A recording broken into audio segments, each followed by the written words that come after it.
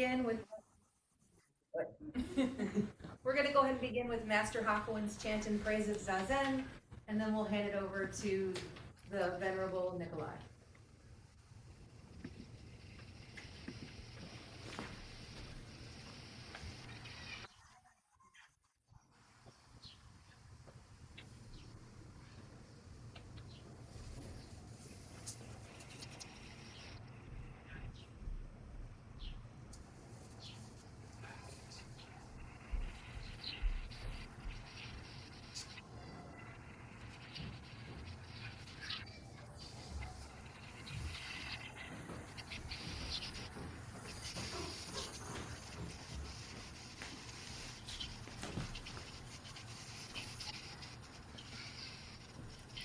You are good to go, my friend. Thank you so much, everyone. I wonder how you all are on the third day of your session. And I want to welcome especially Jikishin Sensei, Christian from Düsseldorf in Germany. Thank you for joining. Christian taught me a lot and he agreed to join today to support me giving this little talk. And I'm glad that you meet the Sangha and that you meet Sean Sensei today, Christian. Thank you so much. I just remembered you are in a session, so I bow to you. Jikido. It's for me to talk, I guess, huh? So I want to tell you a little bit and just share from my time when I discovered that I was, I would say, lost in my mind, lost in the head, and lost in thought. And there was a time when people would say to me, "You're totally in your head," or they would say to me, "You're intellectually detached." And people kept saying that. And I think I was or I am until today a bad case. You know, my daughter would routinely start sentences with "Earth to Daddy," "Hello, Earth to Daddy," and then speak to me. And maybe I don't need to share the whole story, but there was this one point when my partner said, "You cannot seriously try to learn salsa dancing from a book." And I thought at the time, sure, I can. It's like swimming, right? If there is something to be said about it, you can say it in a book. Why not? And it kept bugging me. It kept bugging me a lot. For one thing, because I didn't understand what would be bad about it. What is bad about thinking? What is bad about being rational? Actually, isn't rational thinking what starts the Enlightenment movement in Europe? Isn't enlightenment to dare to think for ourselves? Isn't thinking the beginning of enlightenment? And intellectual, isn't that a cool thing? Isn't that a good thing to be intellectual? How is that a critique? How is that a challenge? And yet I felt there was something to it. And I wondered, what am I missing? What am I overlooking? And obviously what I did, I thought about it, right? I thought about it a lot and I tried to analyze that and to dig deeper and understand better. And what bugged me even more than the question, what would be bad about this, is how would it even be possible not to think? How should that be possible? The mind is there and it's thinking, right? If I'm aware of something, that is thinking. So if I stop thinking, then I'm not here anymore, am I? So how could I be here and not be thinking? That's That's just not reasonable to ask that or to assume that. And it started then to dawn on me that thinking had a quality of being withdrawn for me. I started first to see that when I was in conflict with other people, with people who I loved, that I started to think intensely. And I realized thinking is not just a tool for me. It's kind of an identity. It's kind of that what I am is this thinking. But it started to seem also like a place to go to where I was safe from being hurt, from feeling insecure or from feeling helpless. It's always available to think about stuff, right? And it feels like I can step back, and that's a safe place. And there's a tool there, which is analyzing and understanding, that might help later. And I realized this being withdrawn is not what I wanted. And I even started to see that thinking shaped my face. I have this, I don't know if you can see this, I have this thinking in my face deeply. So at that point, I was practicing Zen. I started to try everything to find out what it would be like not to think, not to be the rational mind. And firstly, of course, I sat on a cushion and tried to stop thinking. And I don't know about you, I can't do it. That what is trying to stop the thinking is thinking for me. And trying to control it just produces more thinking. And maybe it sometimes can work for a few seconds, maybe few minutes even. And yet all I learned is control is ultimately limited. For me anyways. It may be different for some people. For me, it's very limited. And anyway, it's not satisfying. It's exhausting. And it's not natural. It doesn't come with ease. It doesn't feel like a place to be safe. So I tried many other things, and I'm not going to share all of them. At one point, I tried holotropic breathing. Maybe you know that. Kind of ways to breathe in a certain way and overwhelm the brain with oxygen. And yeah, there was a moment when I felt happy there. And there was not so much thinking. And maybe that gave me a glimpse at the time, but not a breakthrough. And yet it kept me going. And I worked with a therapist who had a good experience in working with different parts of the self and talking to them. And she had a decent experience also in meditation and in Zen. So I came to a session and I said, you know, I want to continue working on that rational mind thing. I want to see what that is. And she said, well, you're so serious about that. How are you so serious about that? And I got a little bit angry because I thought, how can I not be serious about it? That's my life. It's about everything, right? It's about finding out who I am. It's about how to live my life. And if I don't take that seriously, isn't that crazy? Is that even possible?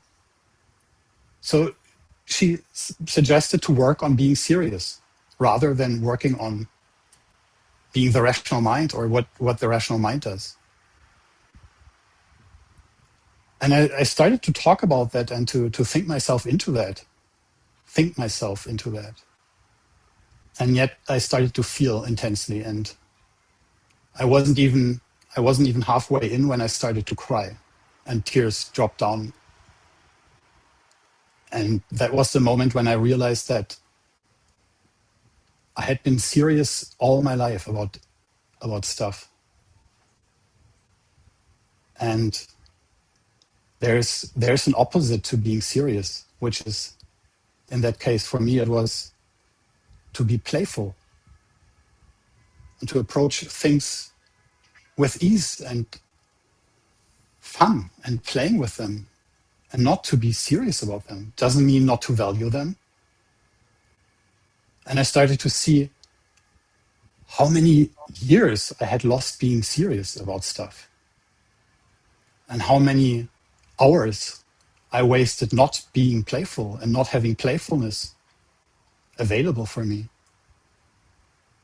And maybe more for the thinking topic, more importantly, I started to see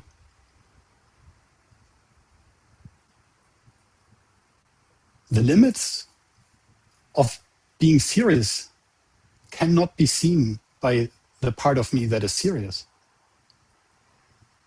And maybe in a similar way, the limits of rational thinking cannot be seen by the part of me that is the rational mind. And maybe there is actually a way outside of rational thinking, just like I was so convinced it would be impossible to be outside of being serious. And I can just not see it because that what says I, what says I, Nikolai, is the rational mind. And maybe Nikolai is larger. Jikido is larger than that rational mind. And I cannot tell you today if it happened suddenly or gradually for me. And maybe both is true in a way. This therapist started to work with me on rational mind by looking even closer. And she said, maybe there's a part of your rational mind that tends to make things very complex. Think in a very complex way. Whatever I present to you, you make these complex worlds of thoughts and analysis and discernment and research. And so we start to work with that. And here I start to find some awareness. It's kind of this gap where I remain observing what happens in the mind while it happens, right? Maybe you know that. Actually, I'm sure you have lived through that in Zazen on the cushion. That the mind suddenly can gradually, suddenly become aware of what happens in the mind and look at itself. And it will slip away. We cannot grasp it or anything. And yet some awareness is arising. And I caught that moment when I'm presented with something. And the rational mind switches on and starts to build these complex worlds around it. And seeing how that happens immediately is the same as realizing that I have a choice not to do that. And that's a bit scary, right? There's this habitual pattern to go there. And it happens automatically. And I wouldn't know what happens if I don't do it. Will I still be there even? It's a bit like if someone asks me a question and then I look them in the face and don't answer, right? The awkwardness gets tougher and tougher. And yet, technically, it's possible to do just that and even be comfortable.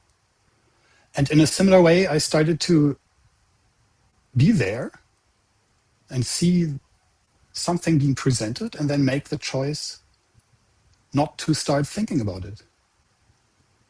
And it turns out that that's okay. Nothing bad happens at all. It's totally okay not to do that. And it's even not the case that I am not there. I'm different. I'm someone different, right? Who am I? I'm still there, not thinking about it. And can I tell you what that is like? Not really.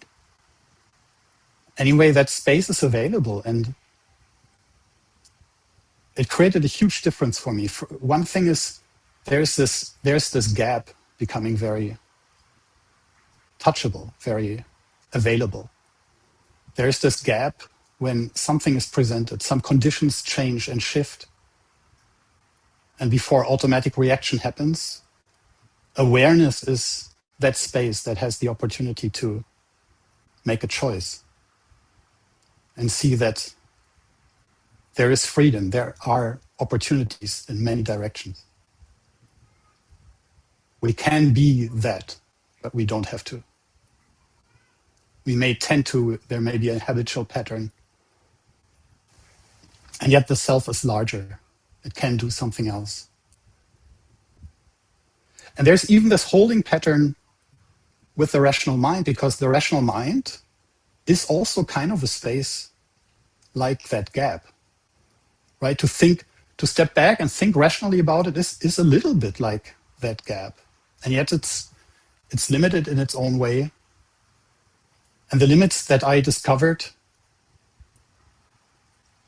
is, for one thing, that the rational mind thinks itself that it creates objectivity.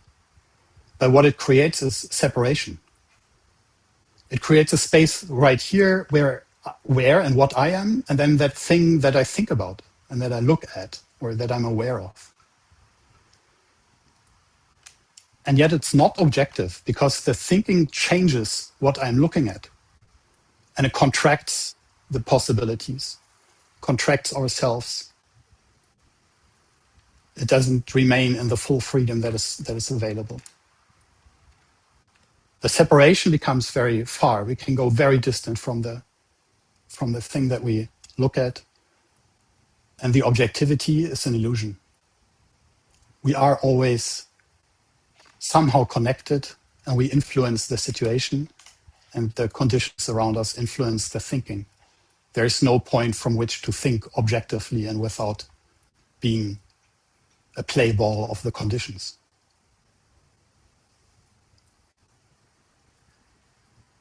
And it creates fixation where there was movement.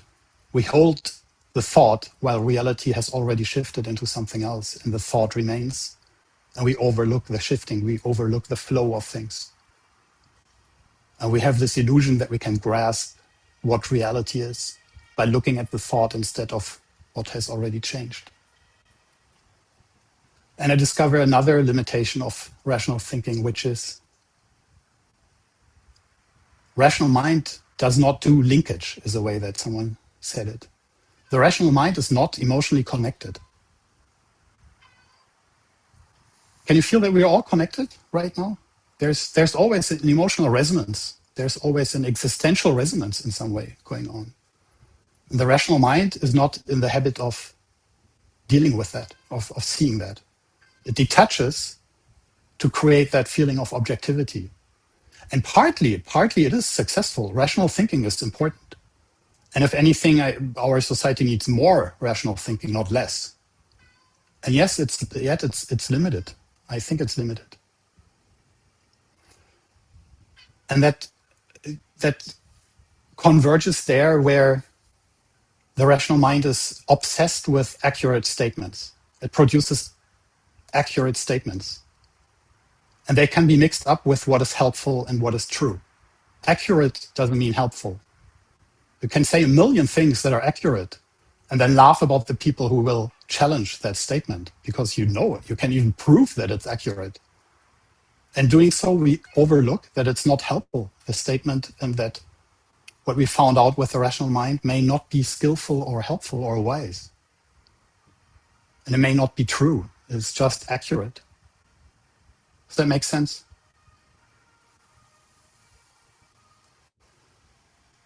And we also overlook the alternatives of being in the rational mind. There's just being there. We can just be here, not thinking. It's quite possible, and it's a place to rest.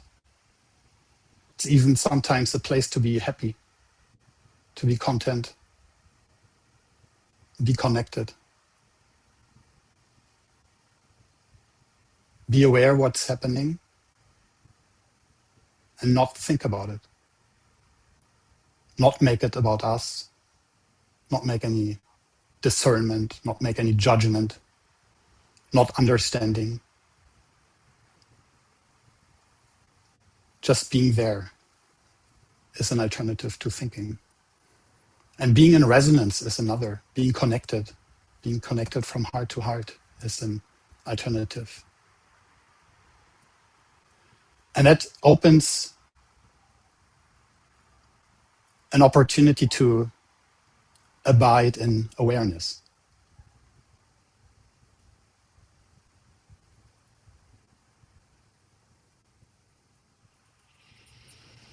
When I was there, I stopped asking my teachers so many questions. I realized that it was always the rational mind that asked my Zen teachers so many questions and would never be content with the answer.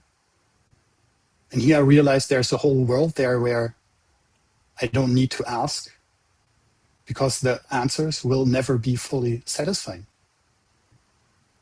And right here, there's all this reality, and I have this opportunity to find out what is there by not asking questions, but by just looking at it.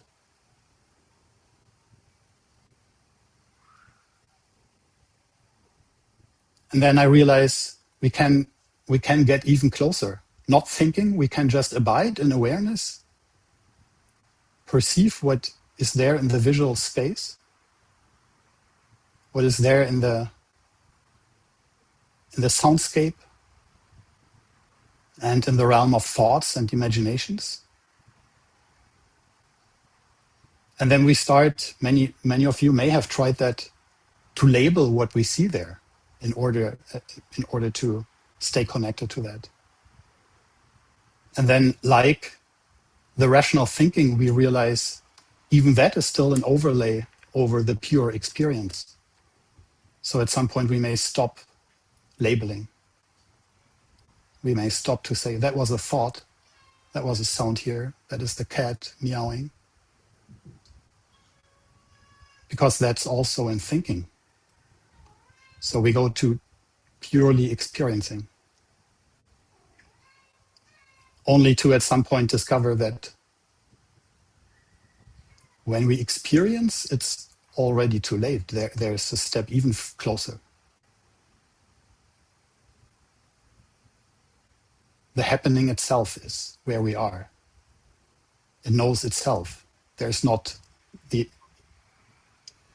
thing that happens and then the thing that experiences it. It's both the same. So we get even closer. And there's no end to that getting closer.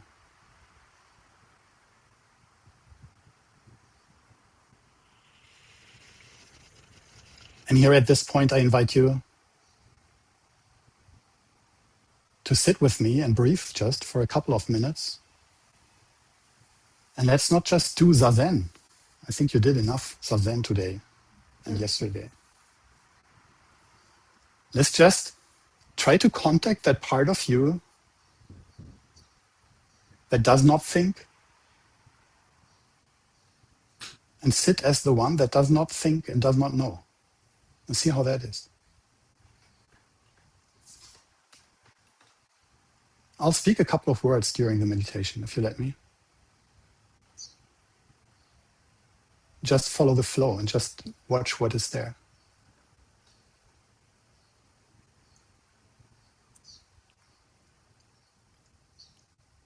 And immediately you may notice that part of you that knows how to meditate, and knows how to sit, how to relax the arms, find balance in the body.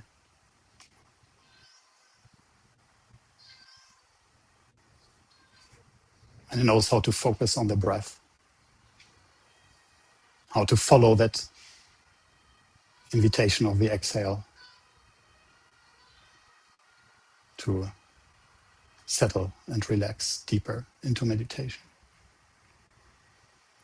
And you know how there's this still point at the end of the exhale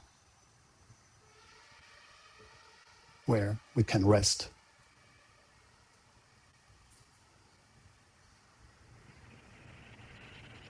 And then from there, try to connect a part in you that does not know anything about meditation. Ultimately, what do I really know about it.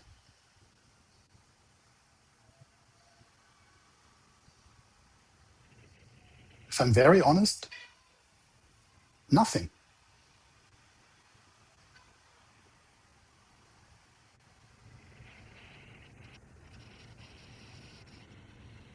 What do I really know about Zen?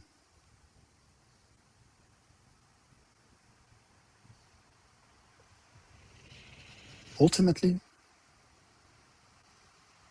nothing at all. There are so many thoughts, and they're just thoughts.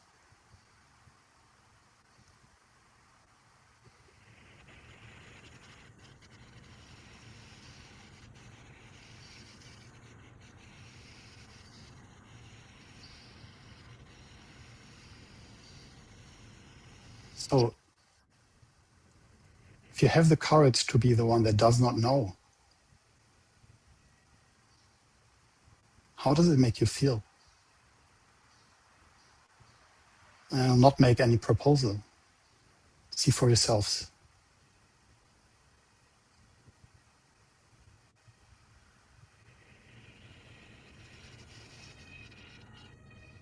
How is it not to know, not to think?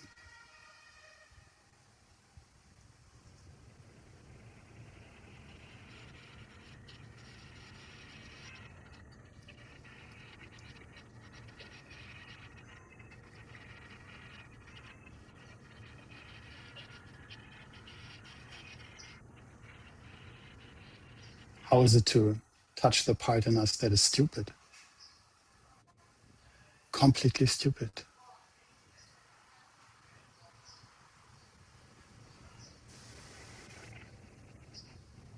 Or maybe a part that is crazy. Completely crazy and insane.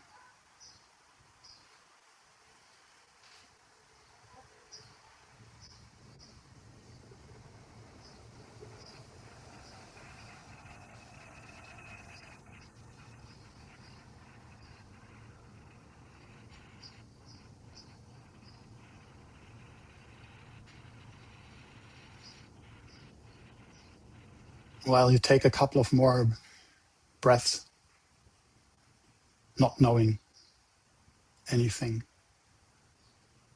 I invite you to stay in touch with that part of you that has absolutely no clue. Maybe questions, maybe not even those. And never an answer.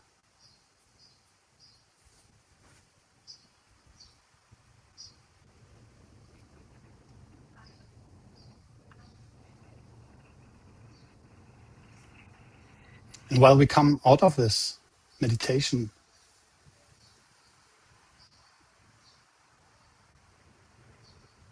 I guess I want to give you three messages that I have from this experience for myself. One is, it requires courage not to know. And yet it's one of the most freeing spaces that I've seen.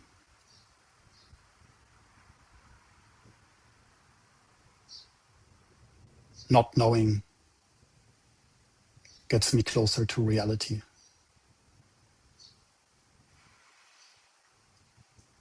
And creates vast spaces of opportunity and possibilities.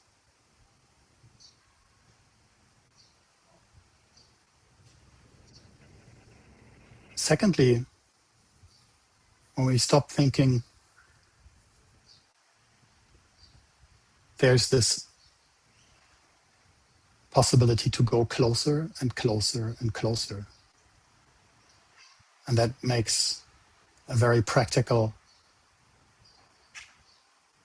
exercise, a very practical opportunity of going beyond. Whatever we find as reality, drop it and go deeper, go even closer, beyond and beyond, and yet beyond. Whatever you find is something you grasped and is already on the thinking side. So drop it, go closer, even closer. And thirdly and lastly for today, if maybe this teaching of no self is sometimes quite abstract and feels unreal. Maybe if you're like me, it is more available to think that the self is always larger than what it thinks it is. It can always be more. It can always be the opposite of what it is right now. Any self-description is a contraction. Any limit is an illusion. So if it feels that there exists something, you can always go beyond it and be something else. If you become aware of what you are and how you are, opportunities open up.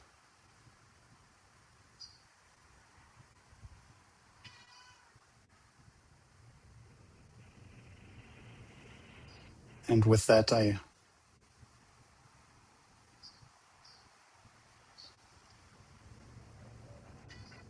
let you with the last minutes of this session. I hope it resonates for you. What I found there, my journey there is not at an end. It's only at a beginning. And I cannot wait to see what else I find out.